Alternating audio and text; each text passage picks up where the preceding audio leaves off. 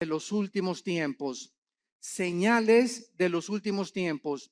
En esta serie que iniciamos hoy, vamos a ver precisamente los tres evangelios, porque Juan no se mete con la profecía.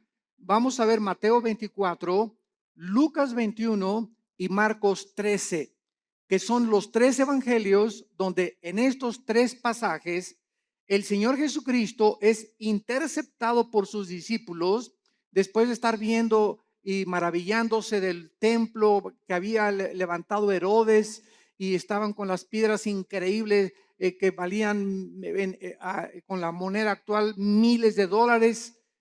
Ante este escenario, los discípulos le hacen a Cristo cuatro preguntas que vamos a ver que se encuentran en los tres evangelios.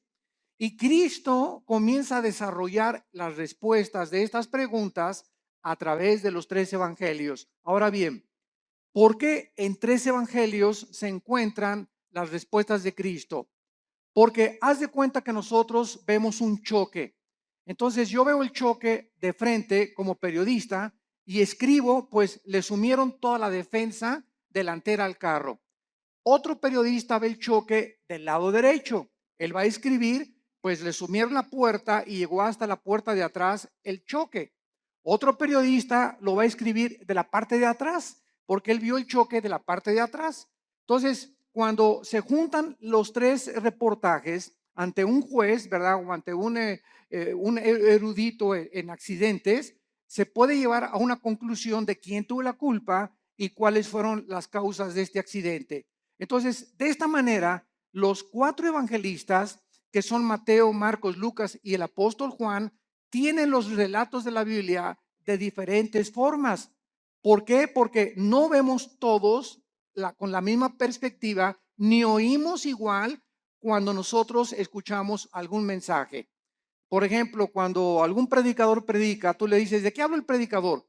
Y le preguntas a Juan, pues habló de esto y esto, él encontró una cosa. Y le preguntas a otra persona y te dice otro panorama del mensaje. ¿Por qué? Porque todos oímos de diferente forma, aunque es lo mismo, pero de perspectivas diferentes. Entonces, para que podamos entender por qué en tres evangelios podemos nosotros poner realmente el contexto del mensaje de Cristo de los últimos tiempos. Vamos a ver ahorita, vamos a leer dos pasajes, Mateo 24, del 1 al 3, y Lucas 21, del 5 al 7, para comenzar y tener el inicio de esta serie de conferencias que se los garantizo va a estar preciosa. He tratado de, así con lupa, con microscopio, examinar los versículos, profundizar lo más que pueda. Hemos dado muchos mensajes del Apocalipsis, de los últimos tiempos, de Daniel. Tenemos la serie de Daniel ahorita en la segunda conferencia, creo que es la 15ª conferencia de todo el libro de Daniel, versículo por versículo, pero nunca había yo compartido en mis 37 años que tengo de compartir la palabra de Dios, nunca había compartido con tantos detalles lo que en esta serie va a estar involucrado. Así que está garantizado, ¿verdad?, que va a ser un estudio hermoso que nos va a dar muchísima luz y nos va a orientar claramente acerca de los últimos tiempos y las señales que debemos ya estar esperando para no confundirnos con tantos falsos profetas, tantos falsos apóstoles, tantos falsos milagros, y la cristiandad está, ¿verdad?, perdida por todos lados. Me acaban de informar que en Europa acaba de haber un congreso donde un personaje del Vaticano fue el orador, un congreso cristiano. Eso se llama el ecumenismo, o sea, la mezcla entre las otras religiones y el cristianismo y las filosofías orientales, la ensalada del chef. Entonces, esto es a donde se dirige la iglesia, es la apostasía y la ramera de Apocalipsis 17. Se diluye completamente la verdad cuando se mezcla con la mentira. Entonces, la verdad de Dios, ¿verdad?, es inalineable. La verdad de Dios tiene una consistencia que no se puede mezclar con nadie. Por eso la Biblia es la verdad.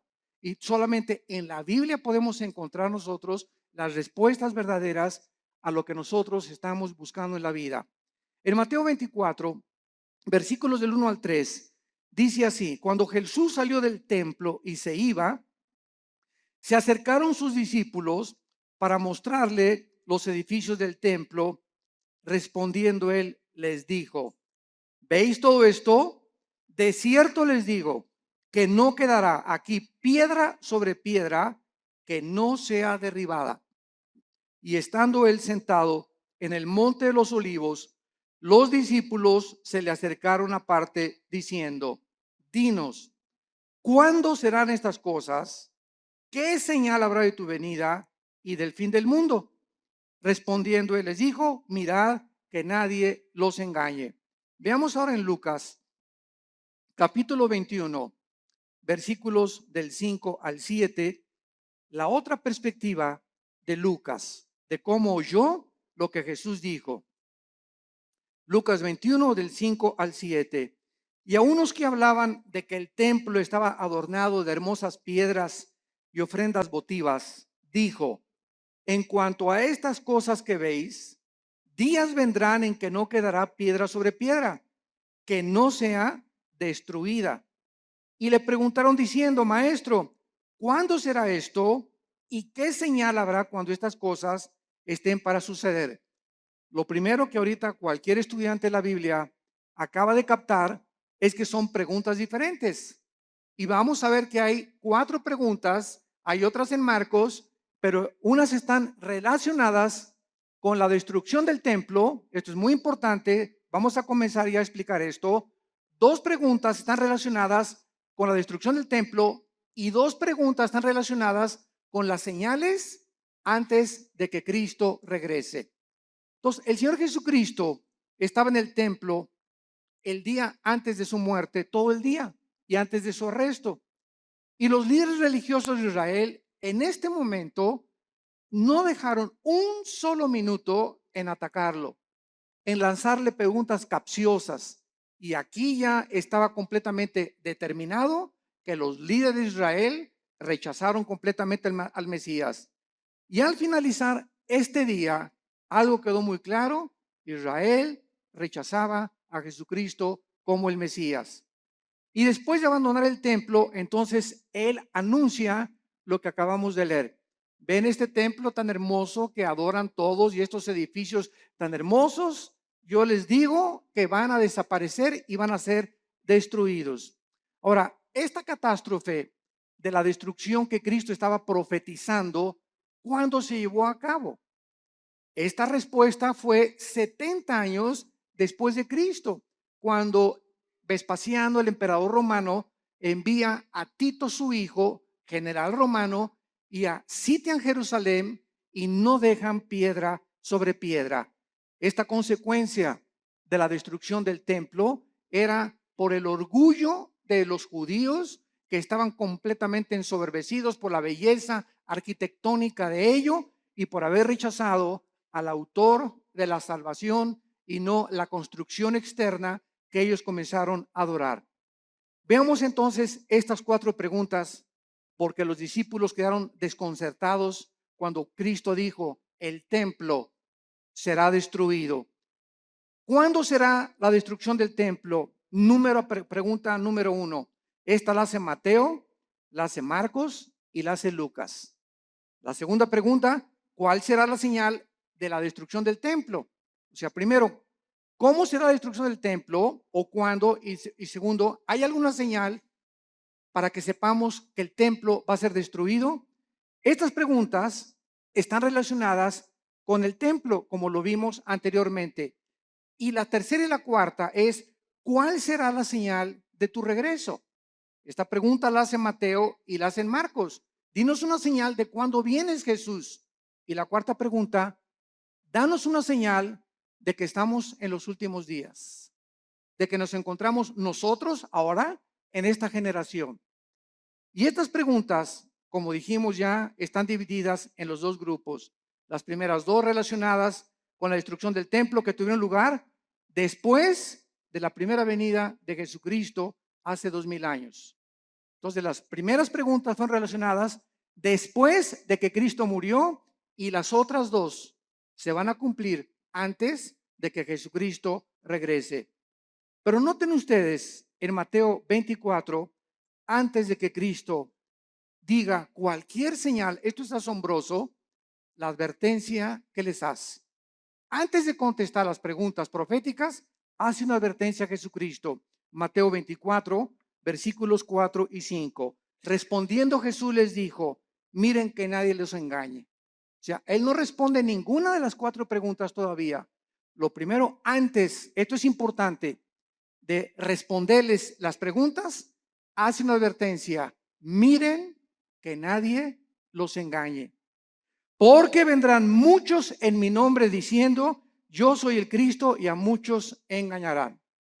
Damas y caballeros, santos de Dios, muchos hemos relacionado esta respuesta de Cristo pues con los falsos profetas que han surgido, ¿verdad? Como Jim Jones y David Koresh y el Dalai Lama y el Maharashi, que fueron falsos profetas. Sin embargo, nos hemos equivocado en ubicar solamente a los falsos mesías y a los falsos cristos dentro del ámbito religioso. Y cuando nosotros conocemos la traducción de la palabra Cristo y Mesías, descubrimos que la palabra Cristo significa el ungido y el Mesías el señalado o escogido por Dios. Entonces, cuando Cristo dice, van a venir muchos en mi nombre engañando a la gente, vemos nosotros la historia principalmente en el siglo XX. Y hagamos un repaso de cuántos hombres en el siglo XX han tratado a través de la política y de la filosofía. Dejemos a un lado la religión, a través de la política y la filosofía han tratado de traer el paraíso al mundo.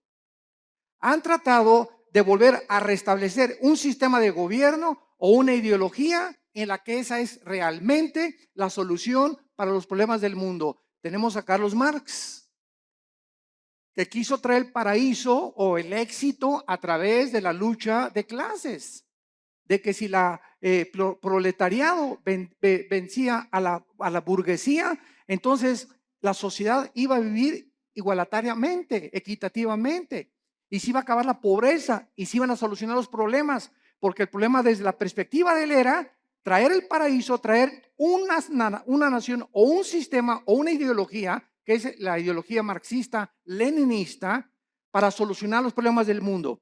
Y hasta ahorita todavía, a pesar de que la historia nos muestra que ha fracasado, ¿verdad? Se sigue buscando porque el anhelo del hombre es recobrar el Edén. Lo que perdimos en el Edén está vivo dentro del corazón humano. Todos estamos buscando una mejor sociedad, más justicia, paz en el mundo, y tenemos 6,000 años de historia y no hemos visto ningún líder, ningún filósofo, ningún ideólogo, ningún político que haya podido decir, esta es la solución, este es el sistema perfecto, el gobierno perfecto, la filosofía perfecta. Todos han sido intentos de qué cosa? De tratar de un Mesías que es la persona, yo soy el que voy a traer realmente la solución. Y así encontramos después de Marx, ¿verdad? Ahí estamos Marx a Lenin, tenemos a Hitler, lo mismo, ¿verdad? No, vamos a crear una superraza aria y vamos nosotros a conquistar Europa, y todos tienen esta idea de abarcar territorio, conquistar los conquistadores, Alejandro el Magno, Aníbal, Carlomagno, Napoleón Bonaparte. Es la historia de hombres que han tratado de abarcar territorio y llegar a un punto donde gobiernan al mundo, o que ninguno lo ha podido lograr, para que de esta manera, ellos equivocadamente piensan que nos dan a la humanidad el paraíso que estamos buscando. Y así tenemos, ¿verdad? A Hitler, a Adolfo Hitler, a Nietzsche, el filósofo del ateísmo, que le dijo, cuyas ideas influyeron en el nazismo, en el fascismo y en el comunismo. ¿Quién era Friedrich Nietzsche? Un alemán que murió en el siglo XIX, siglo XX, y él dijo que había un superhombre que se podía crear, y que él estaba influenciado por ciertas filosofías del Medio Oriente para crear a una super raza, donde este superhombre no podía ser humilde, no podía ser manso, no podía ser misericordioso, porque estos eran debilidades, así dijo Nietzsche, del carácter humano. El nuevo hombre tenía que ser fuerte, no debería de llorar, debería ser macho camacho. Y estas ideas son las que Hitler adoptó. Y cuando Hitler leyó a Nietzsche, él quiso crear una super raza. Y dijo, nos impiden los judíos, los homosexuales y los negros. Y comenzó Hitler a matar a los homosexuales, a los negros y a los judíos. Solamente fueron más de 6 millones de judíos muertos en los hornos de Auschwitz y de toda Alemania. ¿Por qué? Porque quería Hitler traer, ¿qué cosa? El paraíso. Quería traer el Partido Nacional Socialista o el nazismo como respuesta a poder el mundo ser mejor. Y así tenemos también a Muammar Gaddafi, el ex líder y dictador de Libia, que derribó un avión con 250 pasajeros saliendo de Inglaterra y que tenía un ejército de 20 o 25 guardaespaldas mujeres. Y cuando estaba solo con ellas, las golpeaba, las violaba, las drogaba a todas. Gaddafi se cambiaba 3 veces de ropa al día. En la mañana se vestía de capitán de barco, al mediodía se vestía de árabe y en la noche se vestía de africano. Era un hombre con múltiples personalidades. Era un hombre, ¿verdad? Cruel, sanguinario. Mató a su pueblo, persiguió a su pueblo y murió igual que Hussein, ¿verdad? Como un animal metido en un tubo, lo sacaron y lo violaron. Cuando lo sacaron del tubo y en la ambulancia le dieron un balazo en la cabeza. Que quería Gaddafi convertir a Libia. Ya no sabía él si era árabe o era africano. Y cuando los árabes lo dejaron por lo loco que estaba, dijo que me voy a hacer africano. Y después quería ser occidental. Y así vemos todos estos dictadores. José Stalin, el dictador de Rusia durante la Segunda Guerra Mundial. Después de la Segunda Guerra Mundial manda a matar a más de 15 millones de personas, incluyendo a su familia, a sus hermanas, a sus papás, a sus primos, porque tenía tal paranoia José Stalin que no podía confiar ni de su mamá. Entonces vemos todos estos hombres en su perfil psicológico trayendo el paraíso al mundo, colocándose como Mesías y síganme a mí y yo soy el papucho de los papuchos.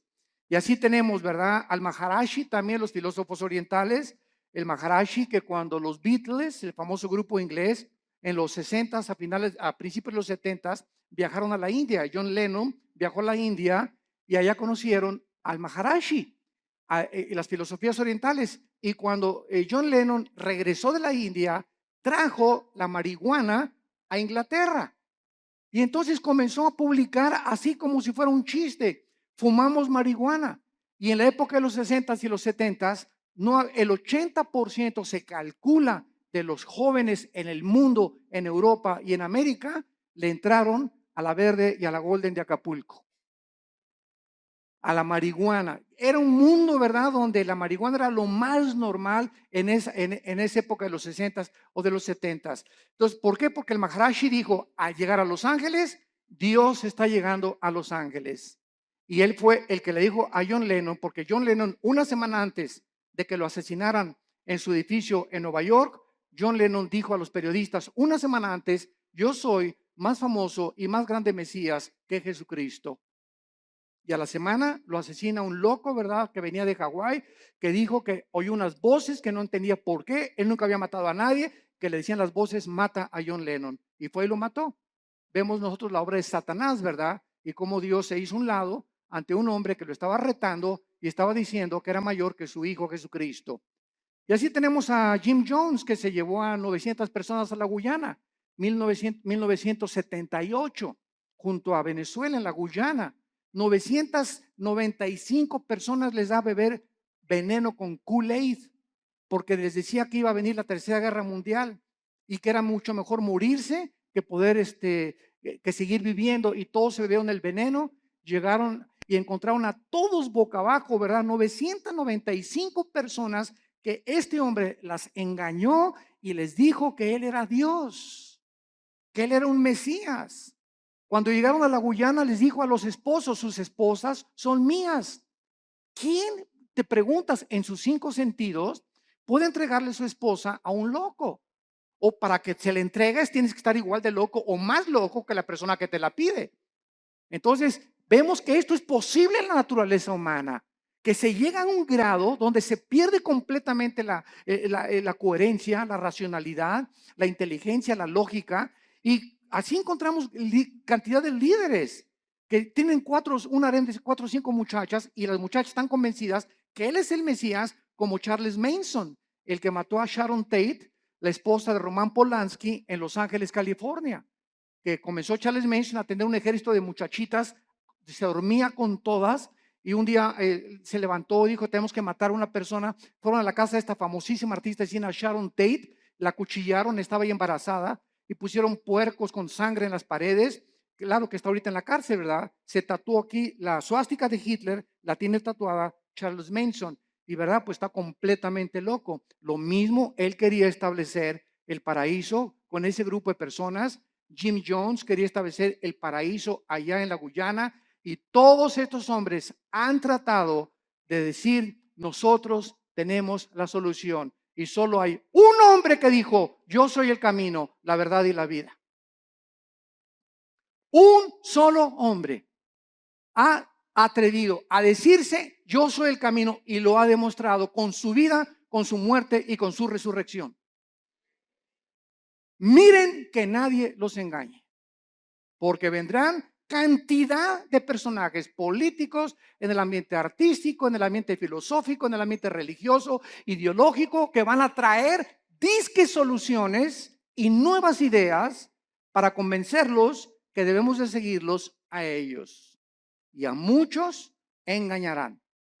Y así podemos seguir con esta lista interminable de personas que Cristo, antes de contestar, nos advierte: cuidado cuando alguien diga: yo traigo la solución al mundo, o este sistema de gobierno es el adecuado, o esta forma es la adecuada, o el Maharashi, o el Dalai Lama, o el Jim Jones, o el Nietzsche, o filósofos, o Platón, o Sócrates. Cuidado con filosofías, dice Colosenses 2:8, que tienen su origen en los seres humanos. Todos nosotros somos seres humanos nacidos de papá y de mamá, y todos nosotros no venimos del cielo como vino Jesucristo. Él es el único que el Padre envió al mundo. Él venía del Padre, regresó al Padre, y el Padre lo envió para mostrarnos que Él era el camino, la verdad y la vida. Y dichosos aquellos que han podido venir a la cruz y encontrar en el Hijo de Dios la respuesta a su problema, no solamente existencial, sino a su problema también de pecado y de la vida eterna. Yo recuerdo que todos estos personajes que les acabo de mencionar los estudié antes de ser cristiano. Yo era un apasionado de la lectura. Me acuerdo de los 10, 11 años de edad. Dios lo pone en uno, ¿verdad? No me jacto de esto, pero siempre me gustó muchísimo leer desde la primaria.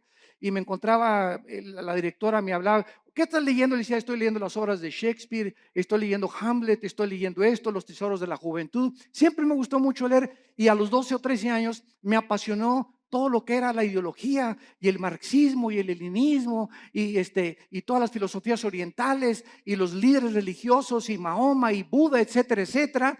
Y después de leer todo eso que leí, ¿verdad?, me encontraba a los 24, 25 años de edad completamente confundido, en un problema existencial tremendo. Me traté de quitar la vida más de 2 veces, ya no quería seguir viviendo, no encontraba la respuesta. Me di cuenta que este sistema era una hipocresía, que esta era una hipocresía, que las religiones eran una hipocresía, hasta que encontré a mi hermano Alejandro, que me dijo: Armando, quiero presentarte a un hombre. Le dije: ¿quién? Los he estudiado a todos. Y mi hijo se llama Jesús de Nazaret.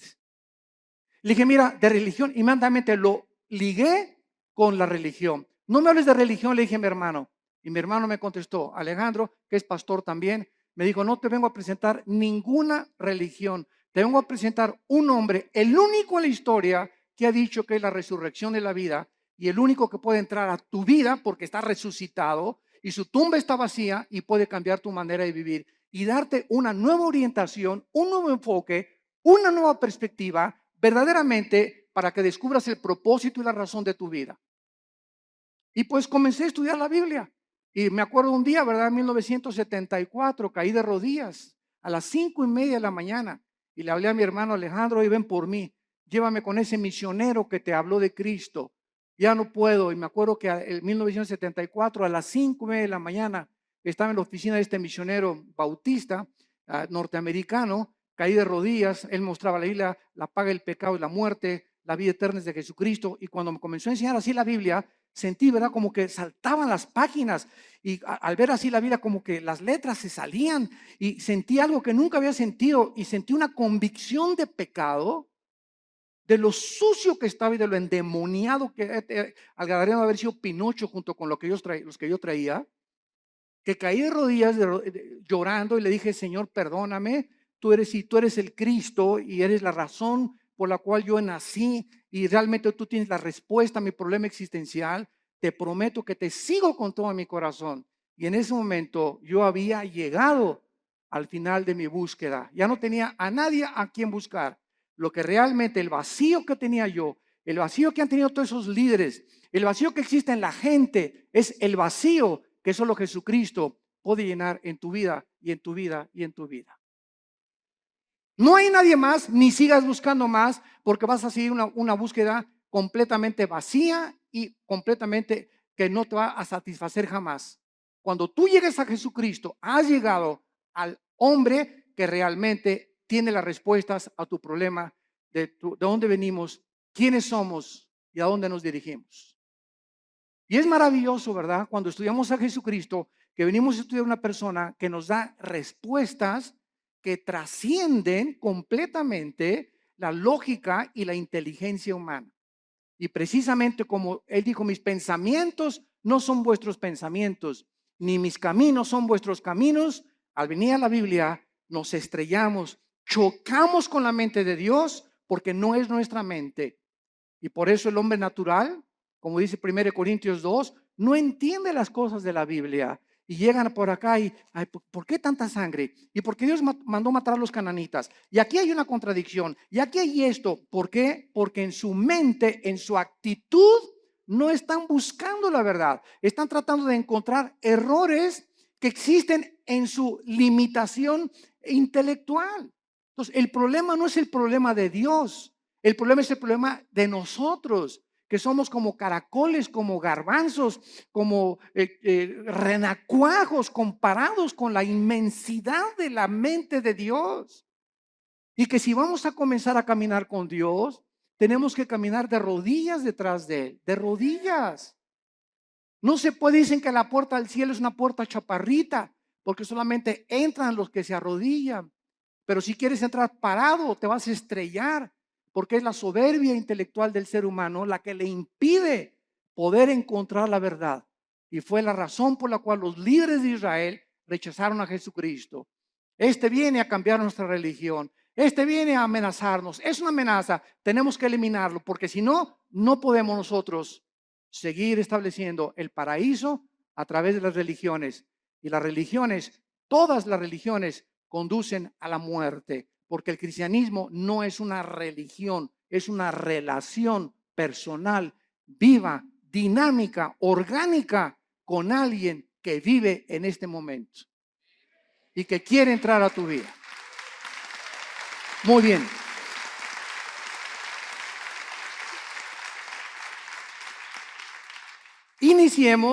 Iniciemos ahora las respuestas a las preguntas 1 y 2, que recordamos están relacionadas con la destrucción del templo. El Señor Jesús no contestó estas primeras dos preguntas en Mateo 24, pero lo hizo claramente en Lucas 21 y en Marcos 13, en cuanto a cuándo sería la destrucción del templo. Y estos pasajes que vamos a leer ahorita son claramente distinguidos de los últimos días. O sea, en respuesta a cuando se iba a destruir el templo, vuelvo a repetir, sucedió antes de que Él regresara y después de su muerte. Las otras dos preguntas tienen su respuesta hasta antes de que Él venga en su segunda venida. Las señales del fin del siglo y las señales del regreso del Hijo de Dios. Vamos a Lucas 21 y veamos otra vez la pregunta de los discípulos. Versículo del 12 al 19. Y vean ustedes la respuesta que da Jesús en Lucas. No la dio en Mateo, la dio en Lucas esta pregunta. esta respuesta a esta pregunta. Lucas 21, del 12 al 19. Pero antes de todas estas cosas, os echarán mano y os perseguirán y os entregarán a las sinagogas y a las cárceles, y seréis llevados ante reyes y ante gobernadores por causa de mi nombre. Y esto será ocasión para dar testimonio. Proponer en vuestros corazones no pensar antes cómo habéis de responder en vuestra defensa, porque yo os daré palabra y sabiduría, la cual no podrán resistir ni contradecir todos los que se opongan. Mas seréis entregados aún por vuestros padres y hermanos y parientes y amigos, y matarán a algunos de vosotros, y seréis aborrecidos por todos por causa de mi nombre, pero ni un cabello de vuestra cabeza perecerá. Con vuestra paciencia ganaréis vuestras almas. Muy bien, vemos nosotros que cuando no entendemos qué respuesta está dando Jesucristo, creemos que esto se aplica para nuestra época. Y esta respuesta de Cristo, ¿verdad? Estos versículos describen lo que sucedería antes de la destrucción del templo. O sea, entre la muerte de Cristo y la destrucción del templo pasaron 70 años, porque fue en el año 70 después de Cristo cuando el general Tito, los romanos, arrasaron Jerusalén. Entonces, Cristo está describiendo ahorita lo que iba a suceder inmediatamente después de su muerte y antes de la destrucción del templo. Y les advierte claramente, escuchen esto, abran los oídos, esto es a los judíos, porque fue en Jerusalén y en Samaria donde el evangelio comenzó a propagarse. Les advierte de la gran persecución que vendría contra ellos. Nota en el versículo 12 de Lucas 21 la palabra sinagogas. Aquí, por esta razón, esta palabra es una clave para descubrir que está hablándoles a los judíos, porque está diciéndoles, los entregarán sus propios hermanos. Los mismos judíos, vamos a verlo más tarde, en el libro de los Hechos, fueron los judíos los que comenzaron a perseguir a los seguidores de Jesucristo. Y veamos nosotros en Marcos 13, versículo 9, Marcos 13, 9. Pero mirad por vosotros mismos, porque os entregarán a los concilios y en las sinagogas os azotarán. Marcos también responde y les dice a los judíos, usando la palabra concilios, que era un concilio, las cortes de los judíos, los lugares donde los judíos juzgaban a los judíos.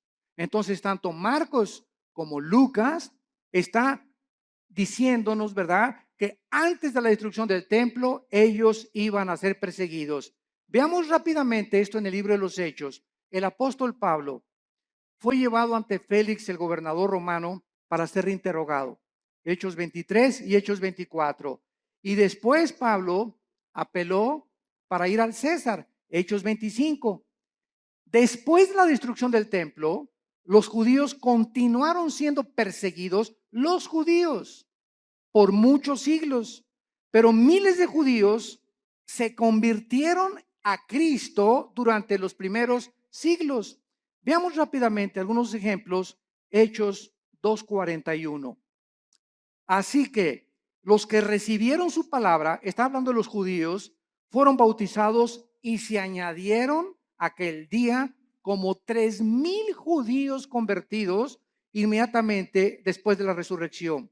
Capítulo 4, versículo 4 del libro de los Hechos.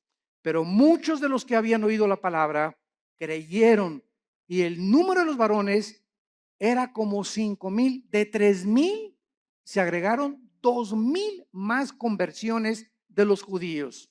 Capítulo 6, versículo 7. Y crecía la palabra del Señor, y el número de los discípulos se multiplicaba grandemente en Jerusalén, y los sacerdotes, muchos también de ellos, obedecían a la fe. Capítulo 21, versículo 21 del mismo libro de los Hechos. Y dice así: cuando ellos lo oyeron, glorificaron a Dios y le dijeron: ya ves, hermano, cuántos millares de judíos hay que han creído, y todos son celosos por la ley. pero al mismo tiempo que miles de judíos se convirtieron, fueron también los mismos judíos los que comenzaron a perseguirles a ellos. Y amados santos de Dios, sucede lo mismo dentro del cristianismo. Los ataques más grandes que tenemos en la iglesia cristiana son de muchos que se dicen nuestros hermanos en la fe. Qué triste, ¿verdad? Yo ya llega un momento, ¿verdad? Que ya ni me meto a ver todas las cosas que sacan en internet, que un hermano atacó a otro y que este cantante le dijeron esto y que por aquí, por allá, y dando un espectáculo al mundo horrible, ¿verdad? Porque esto no debe de ser. La ropa sucia se lava en casa y la regla es entre nosotros. ¿Tienes algo contra ese cantante? ¿Tienes algo contra ese pastor? No lo ventanees. ¿Por qué? Porque damos mal testimonio al mundo. Ve con ese hermano o mándale un correo a ese hermano y dile, yo no estoy de acuerdo con esto y con esto por usted. Dígame si a lo mejor yo estoy equivocado. Porque muchas veces nos erigimos como jueces y como dueños absolutos de la verdad. No, y lo que tú declaraste, ¿verdad? Dice, ok, pues demuéstramelo con la Biblia. Y si me lo demuestras con la Biblia, lo acepto humildemente. Porque no hay un solo hombre más que Jesucristo. No ha existido nadie que sea perfecto, ni que tenga todo el horizonte de la verdad en posesión de él. Jeremías conocía algo de la verdad, Isaías otra cosa, Habacuc otra cosa, Zacarías otra cosa, Malaquías otra cosa, Lucas vio las cosas diferentes, pero todos teníamos o tenemos, ¿verdad?, la misma consistencia de la verdad y las mismas verdades esenciales, pero vistas de otras maneras. Hay hermanos nuestros que dicen, ¿verdad? Tú vas a su iglesia que necesitas hablar en lengua, si no, no tienes al Espíritu Santo. Así están viendo ellos algunos versículos que así les han enseñado. Y ellos no se han puesto a ver la verdad. Ves a otra iglesia y otra denominación y te dicen, pues que el bautismo es a los niños y que de chiquitos los puedes bautizar por aspersión. Así ellos ven el bautismo, otros no, ¿verdad? No, tienes que someterte debajo del agua para realmente ser bautizado conforme a la Biblia. Otras iglesias creen que los cristianos pueden tener demonios, otros dicen que un cristiano no puede tener demonios. Todas estas cosas no son esenciales. No, o sea, el día que estemos en el cielo, me voy a encontrar un hermano que me dijo que yo que tenía que hablar en lenguas y va a estar conmigo en el cielo. Me voy a encontrar a los hermanos que creían que tenía demonios y a los que no creían que tenía demonios. Me voy a encontrar en el cielo a los que dijeron que el bautismo del Espíritu Santo es una experiencia subsecuente a la conversión, que después de que te conviertes necesitas el bautismo del Espíritu Santo. Aunque yo no creo eso, ¿verdad? Hay muchos que lo creen, pero me los voy a encontrar en el cielo. ¿Por qué? Porque eso no es lo que nos va a salvar. Lo que nos salva es la sangre de Jesucristo. La salvación por la gracia de Dios y que sin ninguna obra de la ley recibimos nosotros el perdón de pecados. Mientras tú creas estas verdades esenciales, estas demás cosas en las que estamos peleando, ¿verdad?, no son esenciales. Y es importante que todos tengamos otra perspectiva, porque así la tenían los discípulos. Pedro y Juan le dijeron un día a Cristo que caiga fuego del cielo y vamos a matar a estos infelices, ¿verdad? Los hijos del trueno, los hijos del Zebedeo les llamaron. Los otros discípulos no eran así. Pedro era arrebatado y Pedro era esto. Juan era todo lo contrario, todo calmado, todo tranquilo, retratado siempre en el pecho de Jesucristo, etcétera, etcétera. Tomás el Dídimo era agnóstico, ¿verdad? Y todo lo dudaba, pero ninguna de estas cosas les impidió que pudieran concentrarse, puestos los ojos en lo que es más importante, en Jesús, el autor y el consumador de nuestra fe. Muy bien. Y vemos ahora la otra pregunta en esta misma cuestionamiento que le hacen a Cristo. Ahora, ¿cuál será la señal de la destrucción del templo? Ya contestamos, ¿cuándo será? Cristo está diciendo, antes de que el templo se destruya, pasará esto y esto y esto y esto. Los van a perseguir, los van a echar de las sinagogas, los van a juzgar sus propios hermanos. Y ahora les voy a decir, ¿cuándo será esta señal? La historia nos confirma, esto es asombroso. La historia nos confirma que la Biblia es la palabra inspirada por Dios. Las profecías lo confirman, la genética lo confirma, la geografía lo confirma, la arqueología lo confirma, la antropología, la física, la química, la literatura y cualquier rama o cualquier disciplina que tú puedas estudiar confirma la veracidad y autenticidad de la inspiración del libro que tenemos estudiando en esta mañana. El levantamiento de los judíos contra los romanos ocurrió en el año 66 después de Cristo. Apúntalo. Ahí comenzó cuando los judíos comenzaron a tratar otra vez de liberarse del yugo de Roma, con la dramática derrota final en la famosa montaña del Masada. No sé cuántos de ustedes han ido a Jerusalén. Los que nos han acompañado en los viajes a Jerusalén, nunca dejamos a un lado Masada. Masada es una como montaña inmensa y nos suben por funicular. Nos suben por funicular y hasta allá arriba de Masada están los baños donde se bañaba Herodes, que tenía vapores y todo. Es como un cráter hasta arriba de la montaña. Y ahí los últimos judíos que fueron alcanzados por los romanos como no podían subir y hacer la guerra, los sitiaron, creo que fueron 4 o 6 meses, según el escritor romano Flavio Josefo y Plinio, que fueron escritores del primer siglo de la época cristiana. Y entonces los romanos los sitiaron y los dejaron morirse de hambre. O sea, pues ya se les acabó la comida, ¿verdad? Y se esperaron hasta que ya no tuvieran nada. Entonces los judíos, para que los romanos no subieran y violaran a sus esposas y mataran a sus hijos, se suicidaron. Se cortaron todos, ¿verdad? Con las espadas y encontraron a más de 900 judíos ahí muertos. Fueron los últimos judíos que resistieron al imperio romano. El emperador Nerón se suicida en el año 68 después de Cristo, y Vespasiano, que era su principal general, ocupa el imperio de Roma. Vespasiano manda a Tito a que rodee Jerusalén y que acaben completamente con todos. Y no hubo ningún cristiano, escuchen esto, ningún cristiano mesiánico. O sea, de aquel tiempo, como ya vimos, había casi más de 5,000 convertidos. Ninguno de estos fue muerto en el sitio contra Jerusalén porque creyeron en las palabras de Jesucristo. Les salvaron de la masacre haber obedecido a Jesucristo. Ahora veamos también nosotros, ¿verdad? Que el término en Lucas 21:24, vayamos a Lucas 21:24, hay una profecía que hasta este momento se está cumpliendo.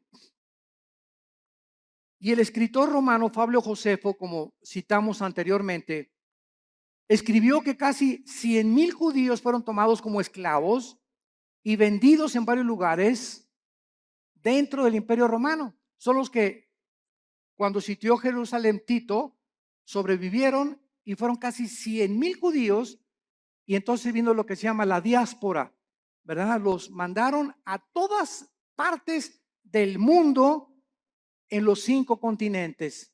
Y vean la profecía de Cristo, Lucas 21:24, y caerán a filo de espada. ¿Cuándo se cumplió? En el año 70 después de Cristo.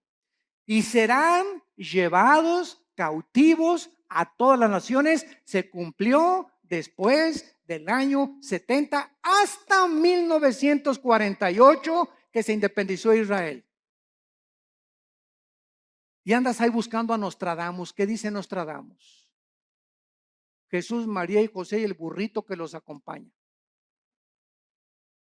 Cada cosa que Jesucristo profetizó, la historia lo confirma.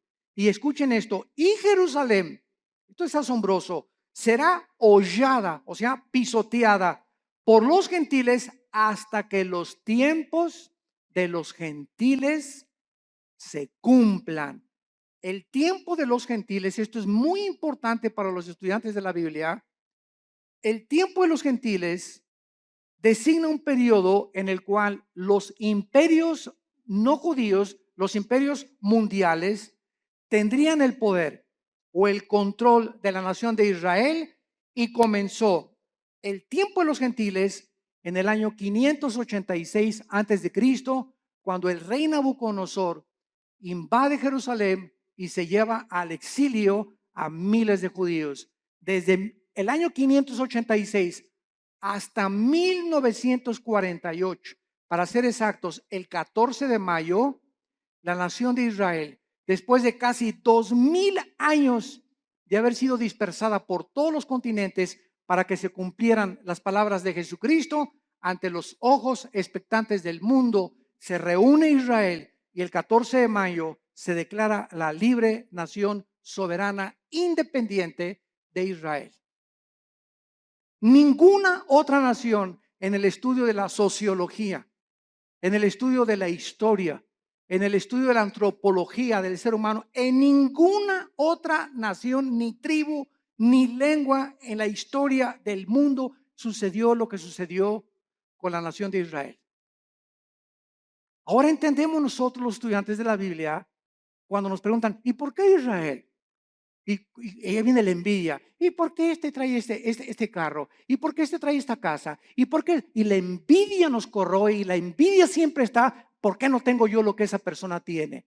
Y sabemos la respuesta, simplemente porque Dios escogió a Israel para que los ojos del mundo se concentraran en esta nación y pudiéramos ver nosotros, esta generación que ahorita está escuchando estas palabras, que somos la generación le llaman en inglés los baby boomers, los que nacieron del 45 más o menos a nuestros años, o los del 70 o 70, 80, o naciste en los 90, etcétera. Pero tú eres testigo de que en el 48 Israel regresó conforme a profecías de hace 2500 años y las palabras de Cristo hace 2000 años.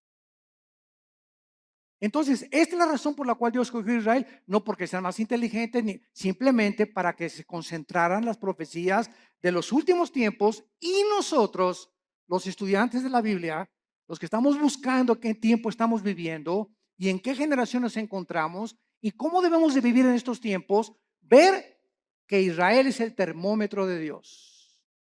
Israel es el termómetro de Dios. Y todo lo que sucede en Israel físicamente sucede en el mundo espiritual. Y así como Israel está siendo ahorita amenazada, nunca en la historia, desde hace 2000 años, la iglesia se había visto tan amenazada como en el siglo XXI. Esta nueva legislación de los matrimonios gays. La nueva legislación, escuchen, están las Naciones Unidas por declarar que Jerusalén no pertenece a los judíos, la van a declarar. Hace una semana lo dictaminaron la ciudad internacional.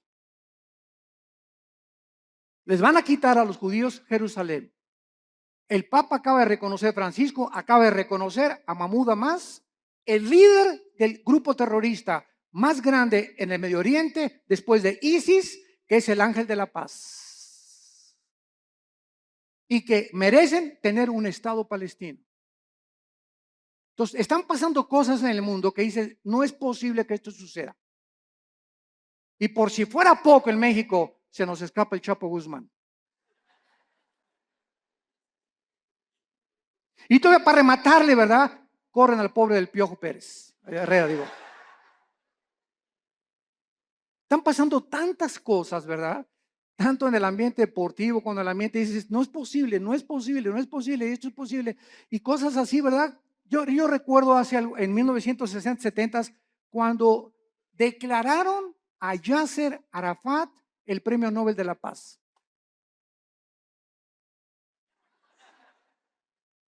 ¿Cómo es posible que al más grande líder terrorista, que en 1972 mató a más de 15 atletas judíos en Berlín, en las Olimpiadas en Múnich, en Berlín, en Alemania, cómo es posible que lo hayan declarado el Premio Nobel de la Paz? ¿Cómo es posible que ayer perdió el América?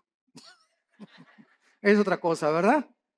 Después nos peleamos por eso. Bueno, vemos entonces claramente que Jesucristo está hablando claramente y ahora va a contestar las preguntas 3 y 4. Vamos a Mateo otra vez y vemos nosotros en Mateo que en respuesta a estas preguntas, Cristo comienza a describir varias señales que aparecerán antes de que Él regrese. Como guerras a gran escala, pestes, hambres, terremotos, martirio de creyentes, falsos profetas, odio y poco amor entre los cristianos. Mateo 24, versículos del 4 en adelante.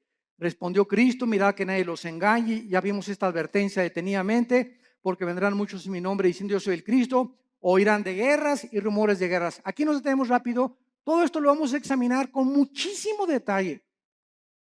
Y vamos a ver cuántas guerras ha habido. Porque muchas guerras siempre ha habido. Muy bien, estoy de acuerdo contigo.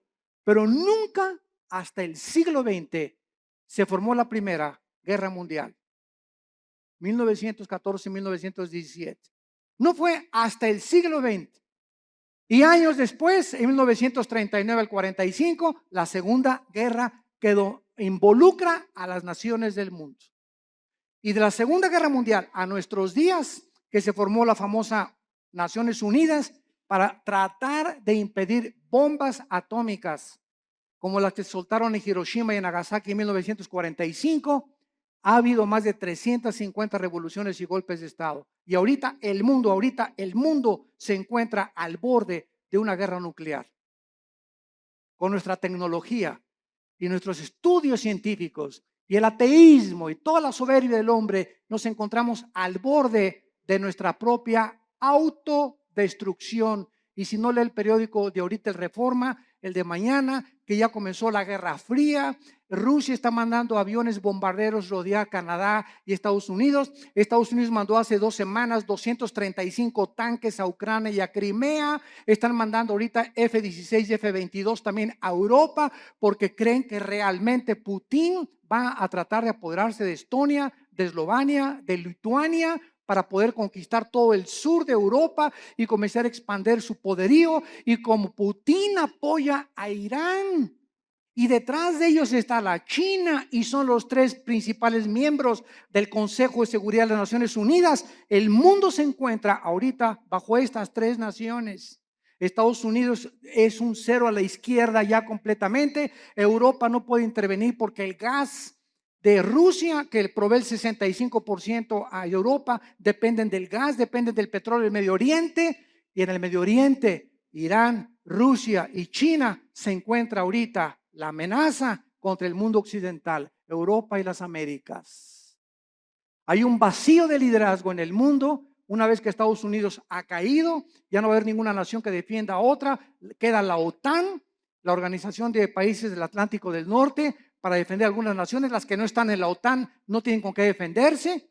Y está el mundo ahorita hirviendo ante la naturaleza humana, contestando la pregunta en Santiago 4, 1 y 2. ¿De dónde vienen las guerras? Dice Santiago 4, versículo 1 y 2, de las pasiones dentro de nosotros que combaten. ¿De dónde viene tu envidia por tu vecino? ¿De dónde viene tu envidia por los ricos? ¿De dónde viene la envidia o el desprecio de los ricos hacia los pobres? ¿De dónde viene el racismo? ¿De dónde vienen todas esas pasiones dentro de nosotros que son la soberbia, la ambición? Todas esas cosas que son negativas al alma y que te enferman en la mente, porque estás viendo distorsionadamente la perspectiva humana. ¿De dónde viene? La Biblia nos da la respuesta: del pecado. De esa fuerza maléfica que está dentro de nosotros y que tiene que ser dominada únicamente por el Espíritu Santo. Y mientras tanto puedes ir a Alcohólicos Anónimos, Neuróticos Anónimos, Marihuanos Anónimos, al psicólogo, al psiquiatra. Puedes hacer todas las panaceas que estés buscando para poder encontrar que le quiten la locura a mi hijo, que cambien la marihuana a mi hija, que mi hija no sea prostituta. Podemos ir a buscar miles de cosas. No hay nada en el mundo más que la sangre de Cristo que cambie el corazón humano. Todo lo demás son panaceas y esfuerzos inútiles de poder transformar al ser humano en un ser altruista, amable, considerado, perdonador, sin envidia, sin ambiciones, sin avaricia. Solo Cristo puede hacer este milagro en el corazón de los seres humanos. Dejamos hasta acá nuestro estudio y te damos las gracias, Señor, por tu palabra. Te damos las gracias, Señor, por haber delineado con siglos de anticipación el panorama profético internacional delante de nuestros ojos, para que hagamos y pongamos atención a la palabra profética más segura, a la cual haríamos bien en estar atentos, como a una antorcha que alumbra en lugar oscuro, hasta que el lucero de la mañana salga en nuestros corazones. Gracias, Padre, porque eres bueno con nosotros, porque nos has prometido librarnos de las catástrofes, las hecatombes, los tsunamis, los terremotos que vienen contra el mundo de manera vertiginosa y con una prontitud que no nos imaginamos, porque todo sucederá cuando digan paz y seguridad. Cuando el mundo crea que el mundo ha solucionado sus problemas, vendrá destrucción repentina por la soberbia humana de creer que podemos vivir separados de tu Hijo Jesucristo. Te damos gracias, Jesús, por haber abierto tus manos en esa cruz, en haber dado tu sangre preciosa en nuestro lugar, por haber pagado una cuenta que nosotros no podíamos nunca pagar con nuestras buenas obras. Y siendo aún pecadores, en el estado en que nos encontrábamos, tuviste misericordia de nosotros, abriste tus manos, coronaron tu cabeza de espinas, tus manos y tus pies con clavos, y desde esa cruz nos has perdonado por tu gracia y tu misericordia. A los que hemos creído que tú eres el Cristo, el Hijo del Dios viviente, hemos guardado tu palabra y hemos creído que viniste del Padre, que regresaste al Padre y que vienes pronto por nosotros, para que donde tú estés ahora, nosotros estaremos en un tiempo no muy lejano, porque así lo dijiste, y no hay una sola palabra que tú hayas prometido que no tenga su cumplimiento, porque tú eres Dios. En esta mañana, muchos de ustedes que nos escuchan a través de las redes sociales y los que estamos aquí presentes, si tú no tienes a Cristo en tu vida, si no tienes una relación con Él, en esta mañana, invítalo a tu corazón. Hoy es un día importante para tu vida, es el día de tu decisión. Tú no sabes si mañana vas a estar endurecido, o si hoy en la noche ni siquiera llegues a tu casa o amanezcas. Ninguno de nosotros sabemos cuál será el día de mañana. Y por esta inestabilidad e incertidumbre del futuro, la Biblia dice: cuando oigas su voz, no te endurezcas. Ven a Cristo en este momento y dile estas palabras con todo tu corazón. Señor, te pido perdón por mis pecados. Creo que soy un pecador delante de tus ojos y que no puedo hacer nada por cambiar, ni por transformar mi vida interior. Ahora que he escuchado tu palabra, creo que en esa cruz, tu santo Hijo Jesucristo, en mi lugar, dio su vida por mí. Señor Jesús, te doy gracias por esa sangre preciosa que en este momento me limpia de todo mi pasado y de todas las cosas malas que había hecho. En este momento, tú me declaras justo, justa delante de tus ojos, sin que yo lo sea, simplemente porque tú lo pagaste en mi lugar. Te invito a que entres a mi corazón como mi Señor y mi Salvador, y te doy las gracias por el regalo que me has dado esta mañana, del perdón de mis pecados, de la vida eterna y del poder del Espíritu Santo que me ayudará a ser fiel hasta la muerte. En tu nombre precioso, Jesús. Amén.